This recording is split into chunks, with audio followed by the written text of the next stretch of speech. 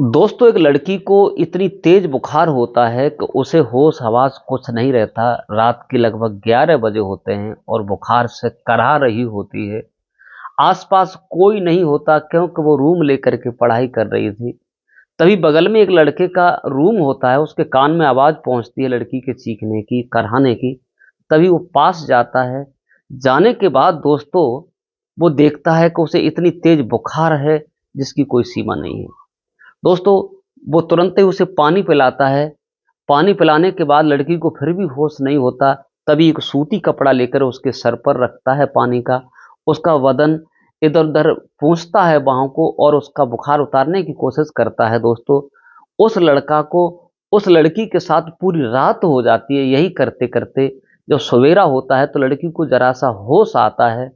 अपने साथ उस लड़के को देखती है तो एकदम भौचक्की सी रह जाती है कि आखिर ये सब क्या हुआ? तभी लड़का कहता है कि आप चिंता मत करो, आपको इतनी तेज बुखार था, जो आप बहुत परेशान थी। और वो लड़का था मेडिकल से सवेरे ही जाता है और दवा लेकर भी उसे देता है दोस्तों। इसके बाद पूरी रात जब लड़का उसके वहाँ रुकता है, इससे आगे कहानी में क्या होता है, लड़की और लड़का आपस में क्या करते हैं, लड़की उसके साथ क्या गुल खिलाती है, एक बार इस कहानी को अवश्य सुनिए। नमस्कार, प्रणाम, मैं हूँ प्रेम यादव। ये सच्ची घटना तुम्हें सुनाने जा रहा हूँ। ये दिल्ली की घटना है दोस्तों। आप सुनेंगे तो कहते हैं कि कहीं न कहीं फरिश्ता आपको मिल ही जाएगा। आपकी मदद करने वाला कोई न कोई व्यक्ति ज़रूर मिल जाएगा दोस्तों। इस कहानी में वही होता है। ये लड़की जो होती है, बिहार के समस्तीपुर की रहने वाली होती है। बिहार के समस्तीपुर की रहने वाली होती है, दिल्ली में आकर के आईपीएस की तैयारी कर रही थी। लड़का जो होता है वो यूपी से आजमगढ़ का होता है। जिस लड़के का नाम होता है मनोज और लड़की का नाम होता है सलोनी।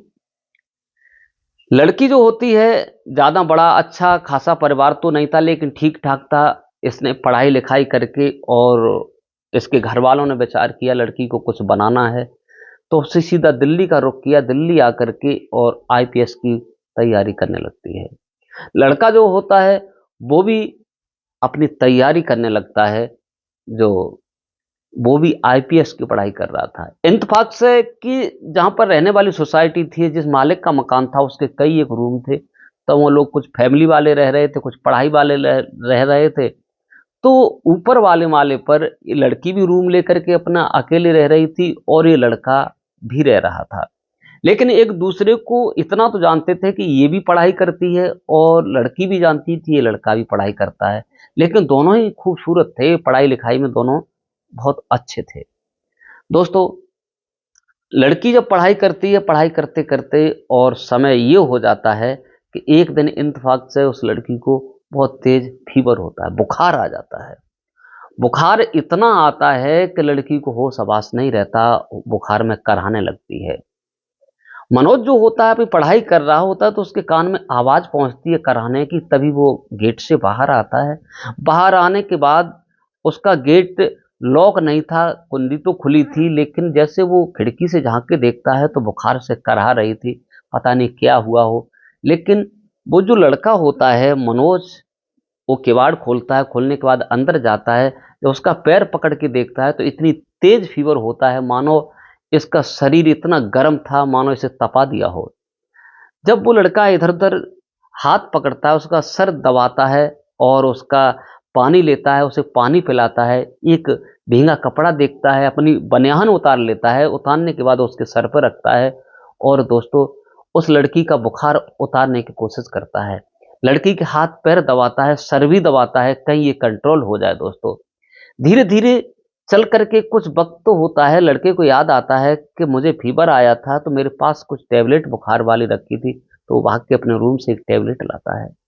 टैबलेट लाने के बाद दोस्तों उसे टैबलेट देता है, देने के बाद और उस लड़की को दवा देता है। दवा देने के बाद दोस्तों जब उसका बुखार उतरता है, सवेरा होता है, पूरी रात एक ही रूम में दोनों को हो जाती है। लड़की जब देखती है अपने पास दोस्तों तो उसके होश उड़ जाते हैं। दोस्तों, आगे क्या होता है इस कहानी में? लड़की का जब बुखार उतर जाता है तो लड़के को देखती है, देखने के बाद उसका शुक्रिया अदा करती है। लड़का कहता है कि तुम्हें इतनी तेज बुखार था जो कि मैंने दवा दी, और आपको पानी पिलाया, लेकिन लड़की को जब होश आया, घंटे 2 घंटे बाद लड़की को फिर फीवर आने लगता है, क्योंकि उस समय थोड़ा उतार लिया जैसे भी। जब फीवर आता है तो लड़का अपने रूम में खाना बना रहा था, लड़की ने नहीं बनाया। 2-4 रोटियां बन चुकी थी, कुछ सब्जी भी बना ली थी। तभी वो सलोनी होती है, उसके रूम पर पहुंचती है, बगल में ही रूम था, और कहती है, मनोज मुझे फीवर दोबारा आ रहा है, आप चिंता मत करो, मैं तुम्हारी रोटी बना दूंगी। बोले रोटी की बात नहीं, आप रोटी खाइए, मैं रोटी तैयार करता हूँ, चलो तुम्हें हॉस्पिटल से दवा दिलवा करके लाता हूँ। दोस्तों, उसके बाद लड़का रोटी उसे भी देता है, एक रोटी खाती है, अच्छी नहीं लगती, लड़का भी जो कुछ खाता है। उसके बाद तुरंत ही गेट पर आते हैं उसे लेकर के, और एक ऑटो करते हैं, सीधे हॉस्पिटल लेकर वो लड़का चला जाता है। दोस्तों, हॉस्पिटल जाकर के उसे दवा दिलवाई जाती है, तो डॉक्टर कहते हैं कि इनको बोतल लगानी पड़ेगी, इंजेक्शन लगेंगे, तब इनका फीवर सही होगा, फीवर ज़्यादा है। तभी वो लड़का कहता है कि आप चिंता मत करो, ट्रीटमेंट करो। लड़की कहती है, मनोज इतना पैसे नहीं है मेरे पास, जो कि हम इतनी दवा ले सके, मेरे पास पैसा अभी नहीं है। मनोज कहता है कि पैसे की चिंता मत करो सलोनी, क्योंकि मैं हूं, पैसा की चिंता मत करो, पैसा हो जाएगा, आप दवा ले लो। दोस्तों, सुबह से शाम हो जाती है, उसके बाद लड़की को 2-3 बोतल लगती हैं और उसका बुखार उतरता है। डॉक्टर को जूस वगैरह जो कुछ बताते हैं वो लेकर के आता है, और जब वो सही हो जाती है शाम को, तो रूम पर आ जाते हैं।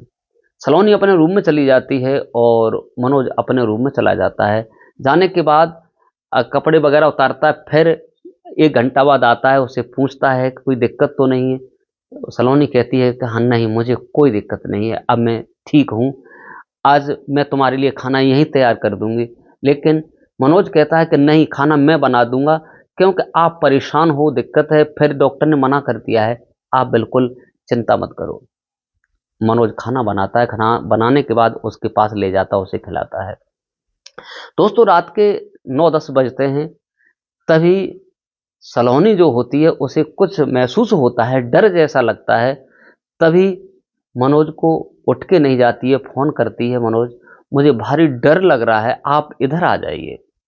मनोज जाता है, जाने के बाद अपना थोड़ा गेट लॉक कर देता है और पूछता है, बताइए क्या बात है। मुझे भय लग रहा है, मुझे पता नहीं फीवर आया तब से बहुत डर लग रहा है, तुम ऐसा करो, आज इसी रूम में लेट जाओ, क्या दिक्कत है। तभी मनोज कहता है, नहीं देखो, जवान लड़की, मैं भी, लोग क्या सोचें, क्या कयास लगाएंगे, मैं तुम्हारे साथ नहीं सो सकता, एक ही बिस्तर है, एक ही चारपाई है, कहाँ, नहीं ऐसा नहीं हो सकता है। लेकिन सलोनी जो होती है कहती है, अगर तुम मुझे चाहते नहीं तो मेरा इलाज नहीं करवाते, ना मेरे पास आते, तुम मुझे चाहते हो, तुम तो मेरे रूम में लेट जाइए, बिस्तर नहीं है तो क्या है, हमारा दिल, आपका दिल पवित्र है तो ठीक है। दोस्तों, जो होता है वो अपनी चारपाई लेकर आता है और उसके रूम में डाल लेता है। रूम में डालने के बाद दोस्तों, दोनों अपने अपने चारपाई पर अलग अलग सो जाते हैं, पूरी रात हो जाती है। मगर दोस्तों, सलोनी जो होती है सवेरे 4-5 या 3 बजे करीब उठ करके मनोज के बिस्तर पर आकर लेट जाती है। लेकिन मनोज जो होता है, वो लड़का ठीक था, लेकिन सुबह जब होता है तो अपने रूम पर चला जाता है। लेकिन दोस्तों, लड़की जो होती है उससे मोहब्बत करने लगती है। लड़का जो मनोज होता है, ये भी पढ़ने लिखने में बहुत होशियार था। लड़की कहती है, अगर तुम्हारी नौकरी लग जाएगी तो हम एक दूसरे के हो जाएंगे। लड़का कहता है कि ये तो बाद में जो होगा, अगर हमारी नहीं लगी तो तुम मुझे छोड़ दोगी। दोस्तों, लेकिन उस समय लड़की कसम खाती है, कोई बात नहीं, लड़का जो होता है उसकी हेल्प करता है। हेल्प करने के बाद इंतफाक से ये होता है कि लड़की कुछ समय के बाद वो आईपीएस बन जाती है। लेकिन मनोज जो होता है वो आईपीएस नहीं बन पाता है, नहीं बन पाता है, लेकिन कोशिश करने में लगा रहता है। उसके बाद मनोज कहता है कि तुम्हारा तो काम हो गया, अब हमारा जो वायदा था, अब हमारी नौकरी न लग पाई है। तभी सलोनी उससे इनकार करती है, बोले मैं तुम्हें नहीं जानती, कहाँ मैं आईपीएस, तुम एक ऐसे ही हो, तो क्या हो सकता है। दोस्तों, मना कर देती है, लड़का टूट जाता है। लेकिन सलोनी जो होती है एक ऐसे ही अनपढ़ गवार से जमीन जायदाद अच्छी थी, उससे शादी उसकी हो जाती है। मनोज जो होता है दोबारा मेहनत करता है, मेहनत करने के बाद वो भी आईपीएस बन जाता है 2 साल के बाद। 2-3 साल के बाद आईपीएस बन जाता है। इधर जो सलोनी होती है, उसका पति जो गंवार होता है, उस पर शक करता है। नतीजा यहाँ तक होता है कि उसकी मारपीट करता है और यहाँ तक होता है कि उसे बहुत प्रताड़ित और परेशान करने लगता है। इधर मनोज भी आईपीएस जब बनता है, उसका नंबर आता है, तो जब सलोनी देखती है तो पछताने लगती है कि हमने ये क्या किया, उसकी बात नहीं मानी, आज मुझे धोखा उठाना पड़ रहा है। दोस्तों उसके बाद में एक दिन उसकी भेंट हो जाती है मनोज से और कहती है कि मनोज, मैंने तुम्हें ठुकराया, मैंने तुम्हें नहीं समझ पाया, तुमने हमारे साथ इतनी मुसीबत उठाई थी, लेकिन मेरा पति तो अनपढ़ गंवार मिल गया है। मनोज कहता है किस्मत में जो होना होता है वही होता है, क्योंकि तुमने देख लिया कि मेरी नौकरी नहीं लगी, अब तुम्हारी जिंदगी तो उसी के साथ कटनी है, मेरा रिश्ता तो दूसरी जगह से तय हो गया है। सलोनी पछताने लगती है, उसका पति प्रतिदिन उसे परेशान करता है। मनोज जो होता है उसकी शादी अच्छे घर से हो जाती है, उसकी पत्नी भी सुंदर आती है। लेकिन दोस्तों कहते हैं कि जिसकी किस्मत में जो होता है वही होना होता है। उस लड़के ने उसके साथ सुलूक किया, उसके साथ उसकी वफादारी निभाई, उसे सब कुछ कराया। अंत में उस लड़की ने उसे धोखा दिया, लेकिन धोखा जो देते हैं दूसरे को, उनके साथ यही इल्जाम होता है। सलोनी दिन रात पति से परेशान रहती है, शराब पीता है और शराब पीने के बाद अय्याशी करता है, पत्नी की मारपीट करता है। आखिर वो एक अधिकारी जरूर थी, लेकिन ऐसा नहीं कर पाई जो उसे तोड़ देती। मनोज अपनी जिंदगी से बहुत खुश था, अपनी पत्नी से भी खुश था। दोस्तों इस कहानी का मतलब ये है कि अगर आप किसी को धोखा दोगे तो जिंदगी में धोखा आपको भी मिलेगा। दोस्तों हमारी कहानी कैसी लगी कमेंट करके अवश्य बताइए। आज के लिए बस इतना ही। इस कहानी को सुनाकर किसी को परेशान करना नहीं, किसी का दिल दुखाना नहीं, केवल आप लोगों को जागरूक और सचेत करने का मेरा उद्देश्य है। नमस्कार, जय हिंद, जय भारत। मिलते हैं किसी दूसरे वीडियो के साथ।